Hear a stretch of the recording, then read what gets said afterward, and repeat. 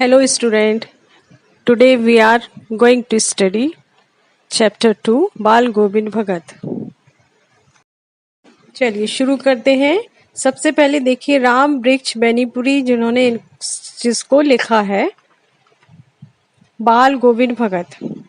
बाल गोविंद भगत रेखा चित्र के माध्यम से लेखक ने ऐसे विलक्षण चरित्र का उद्घाटन किया है जो मनुष्यता, लोक संस्कृति और सामूहिक चेतना का प्रतीक है। वेशभूषा या ब्राह्मणानुष्ठानों से कोई सन्यासी नहीं होता।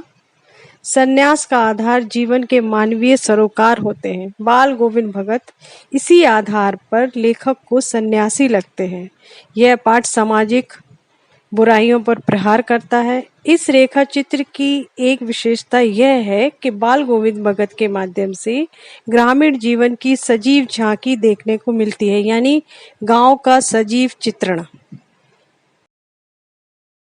पाठ का सार इस प्रकार है। प्रस्तुत रेखा चित्र एक ऐसे ग्रामीण व्यक्ति का है जो धर्म या जाति से ब्राह्मण नहीं है, किंतु एक सच्चे सन्यासी के सभी गुण उनमें विद्यमान है। जाति से ब्राह्मण लेखक का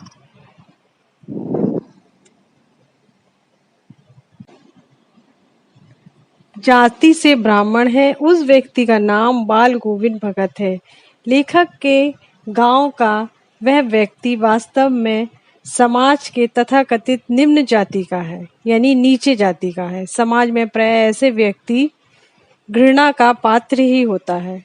60 वर्ष के से अधिक आयु वाला यह व्यक्ति मंझले कद का है, यानी ना ज्यादा लंबा है ना ज्यादा छोटा है, बीच का। गोरा है, कमर में एक लंगोट और सर पर कबीरपंथी जैसी कनपटी टोपी पहने रहता है। जैसे कबीरदास के जो संत रहते थे, कबीरदास के साथ रहते थे, उसी तरह के लोग इस तरह की टोपी पहने रहते थे। सर्दियों में काला कम्बल ओढ़ लेता है। वह अपने सर पर चंदन, गले में तुलसी की माला पहने रहता है। बाल गोविंद भगत के परिवार में उनका एक बेटा और बहू है। एक साफ सुथरा मकान है, थोड़ी सी खेती बाड़ी है, थोड़ी सी उनकी संपत्ति है। कबीर उनके आदर्श थे और वे उन्हीं के गीत गाते थे। कभी झूठ नहीं बोलते थे और दो टूक बात करने वाले तथा अपने काम से मतलब रखने वाले व्यक्ति थे। गृहस्थ थे, किंतु उनकी सब चीजें उनके साहब की थीं। साहब यानी कबीरदास जी की। खेत में जो कुछ पैदा होता था उसे घर से 4 कोस दूर साहब के दरबार में दे आते थे और जो मिल जाता था उसे प्रसाद के रूप में ले आते थे। बारिश के दिनों में कीचड़ में लथपथ वे खेतों में फसल रोपते देखे जा सकते थे। साथ ही साथ चलता था उनका संगीत। जब सारा संसार सोता था तब बाल गोविंद भगत का संगीत जाग रहा होता और वो अपने भाषा में गुनगुनाते रहते थे और खेती करते रहते थे। लेखक जहाँ ठंड से कांप रहा होता है, वहां भगत जी के माथे पर तारों की उस छांव में श्रम बिंदु चमकते हुए दिखाई देते थे, यानी के पसीने की बूंदें। जिस दिन उनके बेटे की मृत्यु हुई उस दिन उनकी संगीत साधना का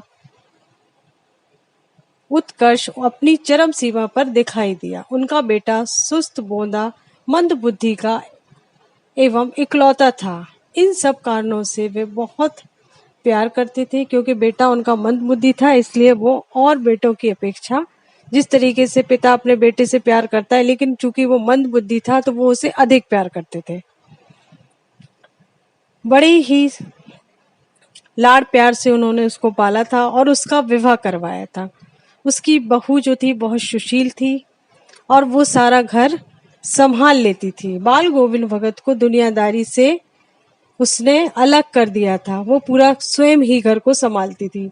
जब बेटे की मृत्यु हुई तो लोगों ने देखा कि भगत ने उसे चटाई पर लेटा दिया था और उसे एक कपड़े से ढांक दिया।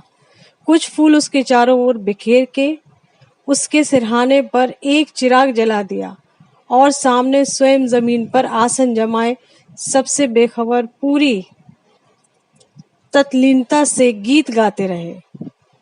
बेटे के श्राद्ध क्रम के पश्चात पुत्र बहू को रोने की बजाय उत्सव मनाने को कहा, और तो और उन्हें बहू से बेटे की चिता में अग्नि दिलवाई।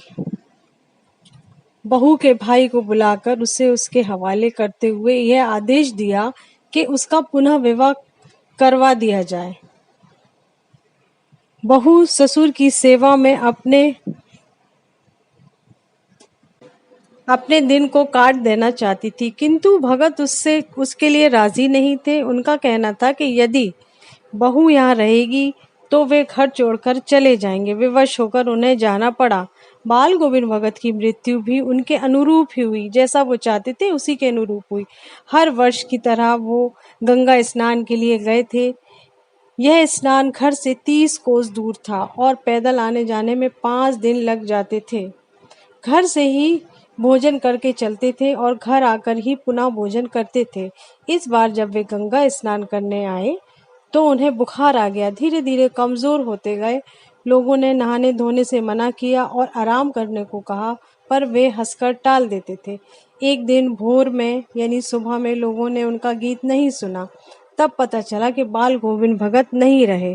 ऐसा लगा जैसे धागा टूट गया हो और माला का एक एक दाना बिखर गया हो। लोगों ने जाकर देखा, सिर्फ उनका शाप पड़ा हुआ था। इस तरीके से बाल गोविंद भगत के बारे में आपने पूरी जानकारी सुनी। अब सुनने के बाद कुछ इसमें प्रश्न हैं जिनके उत्तर आपको